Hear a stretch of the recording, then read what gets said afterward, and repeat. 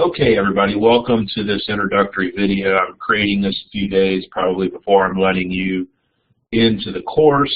I decided, of course, we were all cut out of the course then for quite a few days over Christmas, so I wasn't able to make this decision during Christmas, but I decided a few days ago that I was going to completely rebuild this course. I've taught school finance / resource management for probably close to 30 times. I've taught it both completely online, completely face-to-face, and a hybrid in between those things. And while I've always refreshed the course every semester, I just decided several days ago that it was time to burn this to the ground and rebuild it back up. So I'm still doing some work on developing the course, but I did want to try to give it some new life, give me some new life. I think it's important for me to keep making myself reminded that this is a new course for you and I need to keep it fresh and exciting. So anyway, welcome. This video is designed to really give a basic overview of the course. Probably should not assume this, but I'm assuming that most of you have had an online course before, either at West Georgia or somewhere else, and because it's becoming such the norm now, I'm not going to make any special mention of the online elements of the course because I'm assuming we're all pretty adept now at navigating an online course. So I've just got 4 slides and just 3 more now that I've switched to the second slide. I've listed several suggestions here, and if I'm successful here, I'll be able to quickly move through this welcome video and not belabor the point. But I think the best thing to do in any course is just give yourself a little bit of time and look around. I've tried to put this together in an organized fashion. I'm a very organized thinker, at least I think I am, and there is a logic to what I've put this together. So if you'll spend a little bit of time, hopefully you'll see the logic. Certainly one of the obvious things for you to do is take a look at the syllabus, which is in the first module. The first module is like our course organizer. So I would just point out to you that the syllabus has an overview of all the assignments and the basic policies, like, for example, what happens if you submit an assignment late. Pardon me. There's also a really basic syllabus quiz worth just a few points, but that's designed to give you the incentive to take a look at the syllabus. So the first quiz is actually a few basic questions about the syllabus, just to ensure that you've made it a priority to take a look at that. As I've already said, I think there's a logical flow here. We've got 5 modules. First one's the organizer. The next 4 basically follow a chronological order. We've got about 4 months together to do this course.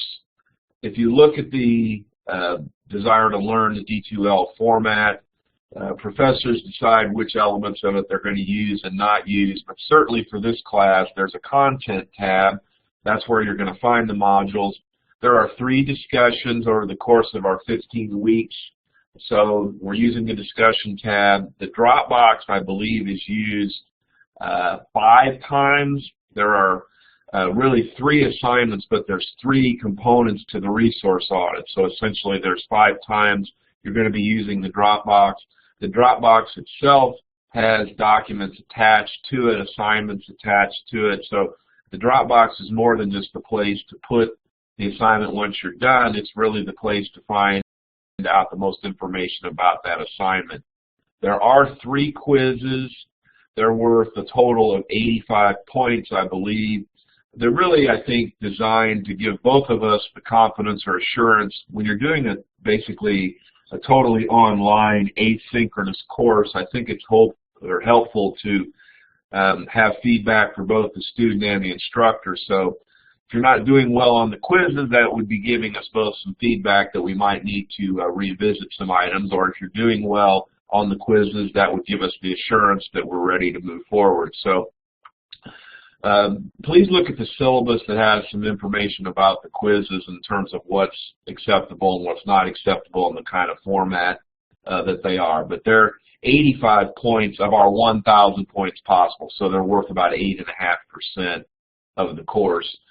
I do use the course bin email. I know a lot of professors don't use it. I do because it helps me keep my emails organized by class. So I do use that email, so I prefer you email me in course bin. I keep track of the grades in course bin. I do use the news function that should be on the first home page as you open up the class page. So there should be news items already there that you see from me. In fact, that's where you should have access and did access this video. And then I use the course calendar also. There's a calendar that has the date of all of the optional live sessions, which I'll talk about next, but it also includes the dates of all the assignments. So you should be able, right from the beginning day that you get into this course, to lay your own personal calendar next to this course calendar and make sure you don't have any problems of being confused when something's due. I would not anticipate any assignments being added beyond those that are already developed and already included, and the only possible change to the calendar might be if we somehow need a little bit more time to do something. It's possible a date might be extended, but beyond that, I don't see the calendar changing much. As far as the next item, one of the news items gives you more information on this, and it's also discussed in the syllabus, so I won't try to rehash all that information that's available in other places. But I used to teach this class with a lot more live sessions, and it's interesting, I've reduced the live sessions in the last several semesters, and quite frankly, student performance has gone down, so I'm still a little bit uncomfortable on this, but I've just identified up to this point 4 dates. I think I picked Thursdays for no particular reason other than I just did. The dates are listed on the syllabus. They're listed in the news item.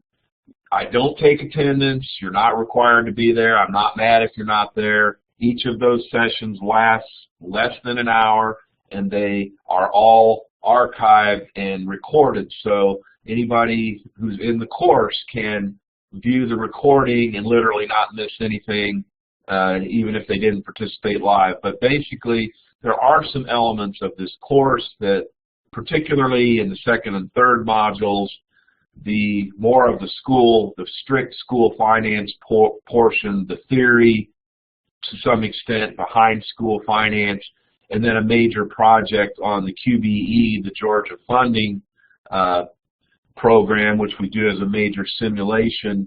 Those are areas that typically students don't have a lot of background to fall on to be able to complete the work, so they're really dependent on the resources that I post and then the assistance that I can provide through these live sessions or otherwise. So let me just say, many students have found them to be helpful. I try to anticipate where the problems are going to be. I try to do some direct teaching regarding those problems. I do some discussion about the assignments themselves during those live sessions, and then I respond to any questions from students. And as I said, I wrap that up in less than an hour. So you are welcome to attend those. You're welcome to watch the archive. You're welcome, I guess, to ignore those if you don't need the added support. But as I said, many students have benefited from them, and I'm trying to make myself available to you. You know, if you're trying to get some help, for example, on the QBE simulation, it's very difficult to send a detailed email, and then it's very difficult for me to respond back with a detailed email. And you're busy during the day. As far as talking on the telephone, sometimes it's a challenge also. So this is one way to just plan an opportunity for us to have a live interaction that might be useful to you. So I'm willing to make the effort to do that for you. So that's the live sessions. Obvious recommendation, all the work is laid out in front of you. I'm giving you access to the entire course. You know all the assignments from the beginning. I think it's important for you to schedule some regular time to work, whether that's late at night, early in the morning, on Saturday, on Sunday. I have made all assignments due on Sunday evenings, so you can essentially plan backward from that and determine at what time you would have the most time available on a regular basis. And I recommend you just carve out, you know, it's better if you could check every day. I know that's not realistic for many of you, but several times a week checking for any updates to the course. Any messages from me would be useful to you, but most importantly, schedule a few hours a week. If this was a face-to-face course, we'd be meeting face-to-face several hours a week. Over the course of the semester, we'd probably be meeting face-to-face 80 hours or something like that. So you need to structure some of that time for yourself to work through the course. If you do that, I don't anticipate you having any difficulties at all. One of the things that I've used to replace, again, as I said earlier, we used to have a lot more live sessions. I'm replacing that with some older lectures that I've used in the past. So I've posted those as YouTube videos. I think they're important, particularly in the second and third modules, when we're trying to learn the basics about school finance, which most of you do not know much about right now. I think these lectures are particularly important in modules 2 and 3, so I certainly would recommend that you find the time to watch those videos, and obviously you don't have to watch them all at once. Some of them are 30, 40 minutes long, so you may want to do 20 minutes and then pick up the rest of it at a later date. But they are from previous sessions that I've done. They're not produced with Hollywood in mind. I may have taken an hour-long video that had some other activities on the end of it and just chopped it off and left you the lecture part up front, which is the part that you need. Some of the quiz questions, again, particularly the quiz for modules 2 and 3, are going to be very related to the content that's discussed during these lectures.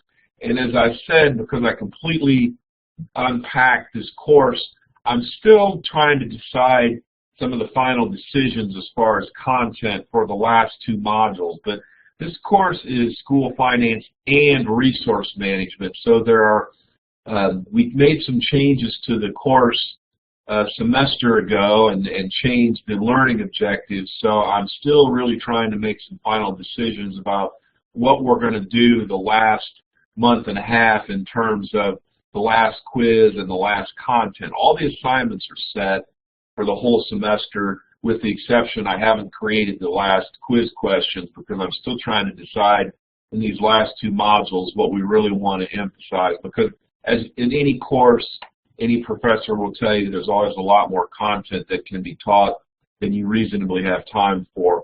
And then my last slide, again, this video is ending up longer than I wanted, so I apologize. But as far as the assignments, what I try to do is blend theory and practice. I think that's the right place to be. If you have no theory, I think you are lost to some extent in terms of if you need to make changes or need to make revisions or are trying to study your practice.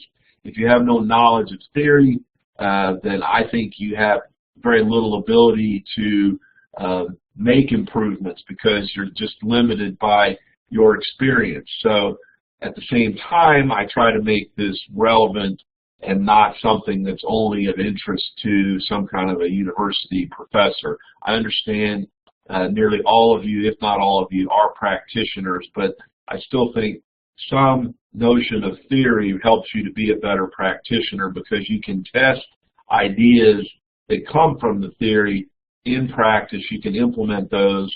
If you don't know the theories or don't know what the literature suggests, you're really very limited, just as I said, to your personal experience.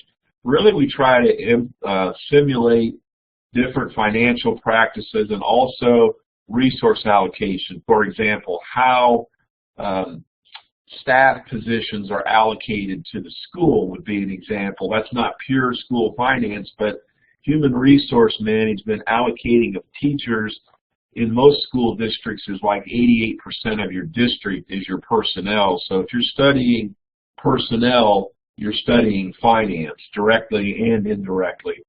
Some of the assignments I continue to send back to you until you're 100% proficient. So that's always our goal or objective, is to do your best work you're proud of.